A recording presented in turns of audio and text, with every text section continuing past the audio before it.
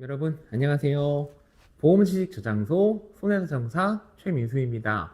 자, 오늘 영상의 주제는요, 교통사고 환자분들이 많이 물어보시는 질문 중에 하나인데요. 교통사고를 당했을 때 한방병원을 가는 것이 좋을까요? 라는 질문들에 대한 답변 영상이 되겠습니다. 자, 이 부분을 답변을 드리려면 제가 조금 시간을 거슬러 올라가서 한방병원이 언제부터 유명해졌는지, 그 이유가 무엇인지부터 설명을 드려야 될 것 같아요. 제가 2010년도에 대인보상 담당자로 근무를 시작했었는데, 그때 당시에도 이미 한방병원들이 교통사고 환자들을 치료를 해주고 있었거든요. 하지만 그때까지만 해도 양방병원도 한방병원 못지않게 환자분들이 굉장히 많았었어요. 그런데 언젠가부터 조금씩 한방병원 쪽으로 환자들이 많이 몰리게 됐어요. 그 이유는 무엇이냐면, 당시에 일반 정형외과, 병원급 정도 되는 정형외과에서는 하루 정도 입원을 하면 병원비가 보통 한 5만 원 정도 청구가 됐었거든요. 그런데 한방병원이 그 2배 정도가 됐었어요. 2배가 넘기도 했었어요. 정형외과 같은 곳에 한 2주 정도 입원을 하면 보통 병원비가 70만 원 정도, 만약에 정밀검사를 한번 찍었다, 그래도 100만 원 정도 선에서 치료비 청구가 들어왔었는데, 한방병원 같은 경우는 그 2배 이상 이렇게 치료비 청구가 됐었거든요. 더구나 당시에는 지금처럼 입원기간 제한도 좀 없던 시절이에요. 심한 경우는 진단 2주 환자분도 한 4주 가까이 입원을 할 수가 있었습니다.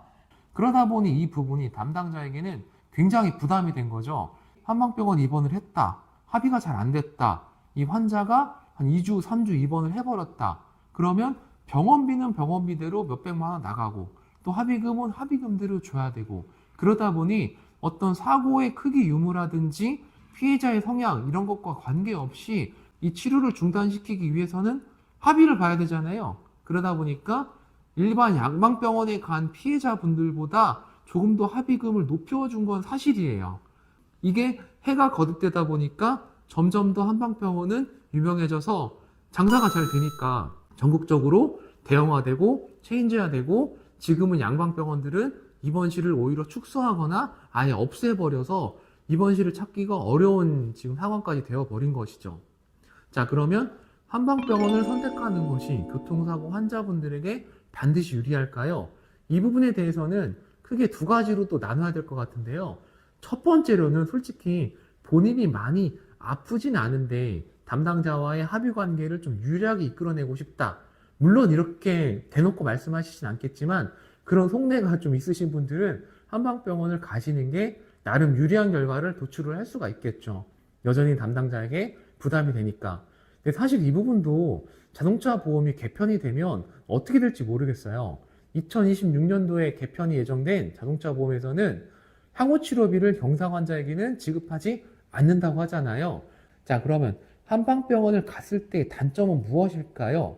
이 교통사고라고 하는 거는 또 외부의 충격으로 사람이 다치는 거잖아요. 쉽게 말하면 외상 기여도라든가 사고 기여도, 이러한 주치의 소견이 필요한 부상들이 반드시 있는데, 한방병원 같은 경우는 제 경험칙상 99%, 100% 외상 기여도를 작성해 주는 것을 본 적이 없습니다.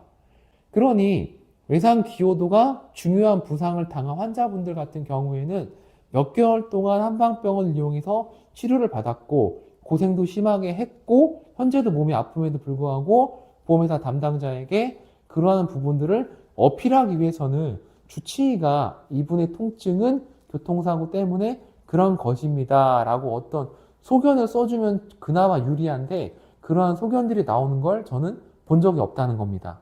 제가 드리고 싶은 말씀은, 한방병원은 분명히 전국적으로 대형화, 체인지화 되어 있고 시설도 너무 좋아요. 깨끗하고. 그런 부분들은 분명히 좋은 장점이지만, 보상관계에 있어서는 반드시 장점만 있는 것은 아니라는 말씀을 드리고 싶습니다. 자, 오늘 영상 이야기는 여기까지고요. 다음번에는 조금 더 유익하고 좋은 영상으로 찾아뵙도록 하겠습니다. 시청해 주셔서 대단히 감사합니다.